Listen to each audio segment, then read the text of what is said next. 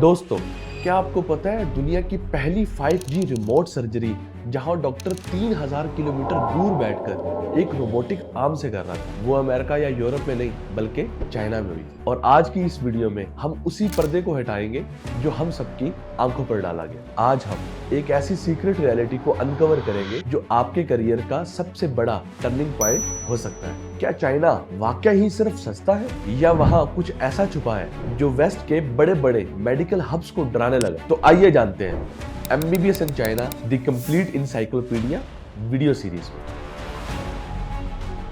मसला शुरू होता है यहाँ से, जब पाकिस्तान में हर साल almost 2 lakh Pakistani students MD CAT देते हैं और सीट्स मिलती हैं सिर्फ 15 से 20 हजार स्टूडेंट्स को, और बाकी के हजारों पाकिस्तानी बच्चे पाकिस्तान के एजुकेशन सिस्टम की नजर हो जाते हैं। अब यहाँ आते हैं 2 रास्ते। पहला रास्ता पाकिस्तान के प्राइवेट कॉलेजेस, जहाँ पाकिस्तानी 1.5 करोड़ रुपया देने के बाद भी शायद आपको 19s का आउटडेटेड सिलेबस मिले। लेकिन दूसरा रास्ता जो कि हमारा सीक्रेट है वो है चाइना। लेकिन रुकिए, लोग डरते क्यों हैं? क्योंकि उन्हें लगता है चाइना की डिग्री की कोई वर्थ नहीं है। चलो इसको लॉजिक से समझते हैं। अब यहाँ एक बड़ा सवाल आता है कि अगर चाइना का एजुकेशन सिस्टम इतना बेकार है तो दुनिया की टॉप मेडिकल रिसर्च रैंकिंग में चाइना टॉप 3 में कैसे? दोस्तों, हम चाइना को अक्सर एक सस्ते खिलौने बनाने वाला मुल्क समझते हैं, बट मेडिकल फील्ड में चाइना सिलिकॉन वैली बन चुका है। सोचिए, आप एक ऐसी यूनिवर्सिटी में पढ़ रहे हैं जहां AI ड्रिवन डायग्नोस्टिक और जीन एडिटिंग पर रिसर्च हो रही है। चाइना के ऑलमोस्ट हर हॉस्पिटल में दा विंची सर्जिकल सिस्टम